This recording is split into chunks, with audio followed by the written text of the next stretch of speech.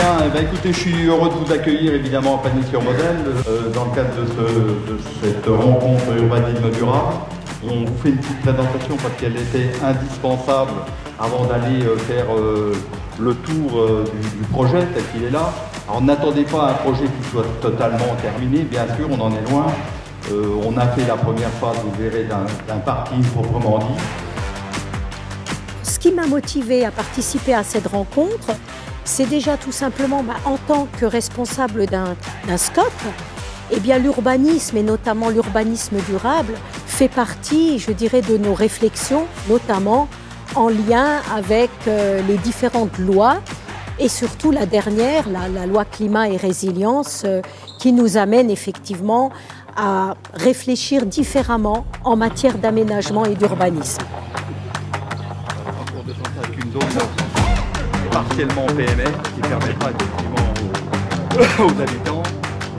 Les principes d'urbanisme durable, effectivement, sont un élément clé en fait de la commune. Ce qu'on souhaitait, c'est créer dans le cœur de ville une zone qui n'était pas urbanisée à ce jour et où on voulait implanter à la fois de l'urbanisation, mais également des espaces verts, ludiques, etc., pour pouvoir répondre aux besoins de la population. On a identifié en fait une zone dédiée où il était nécessaire d'agir et de revitaliser, donc très proche du centre-bourg, puisqu'en fait nous avions en particulier la ferme et monnaie et tout un terrain qui avait été acquis par la commune depuis un certain temps. On a évidemment limité l'imperméabilisation des sols, ce qui était quand même quelque chose d'important. On a intégré dans le poumon vert central justement du centre-ville un certain nombre d'actions qui sont orientées aussi bien vers les seniors que vers la jeunesse, etc. L'intérêt de ces journées de rencontres est évidemment de mettre en réseau, de faire se rencontrer différents acteurs de l'aménagement pour lancer des dynamiques et permettre aux uns d'être inspirés par les autres. C'est également d'aller voir sur le terrain, parce qu'en fait, se contenter de faire, on aurait pu faire une visio. Effectivement, la visio, ça commence à devenir fatigant. Donc le mieux, c'est d'être sur le terrain, de voir ce qui a été réalisé. Je suis venu ici par curiosité et puis bien sûr pour y trouver l'inspiration qui est nécessaire à la poursuite d'un projet communal. On peut protéger la biodiversité à travers les PLU, donc les plans locaux d'urbanisme ou les plans locaux d'urbanisme intercommunaux. C'est un très bon outil parce que d'une part, on va profiter du diagnostic pour bien connaître son territoire, donc très bien connaître la biodiversité. On peut identifier ce qu'on appelle la TVB, la trame verte et bleue. On va identifier les milieux naturels, on va identifier les haies et après, sur ce diagnostic, on va pouvoir savoir comment on les protège. J'ai pu le centre-bourg pour leur donner un peu plus de... J'ai trouvé très intéressant les échanges qu'on a pu avoir avec le parc naturel, avec l'AFB pour la biodiversité. Et puis le CAUE aussi sur l'approche de la participation citoyenne quand on a un grand projet à présenter, à mettre en œuvre.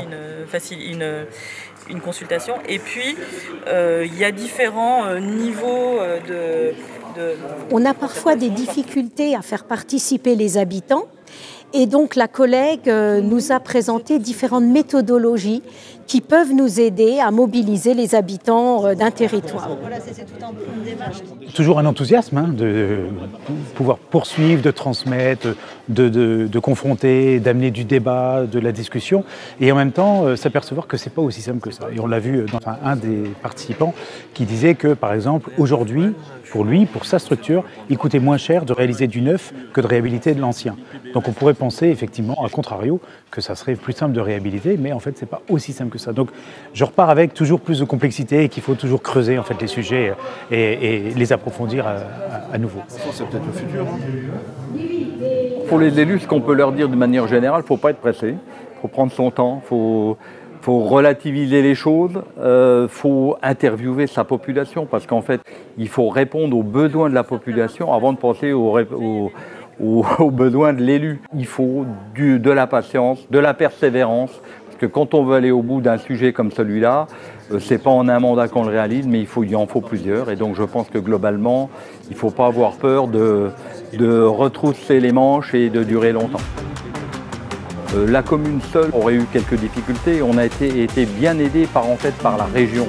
Ensuite, derrière ça, il a fallu évidemment travailler beaucoup avec des bureaux d'études, des services de l'agence de l'eau, du département, qui ont été les partenaires indispensables pour arriver au projet final.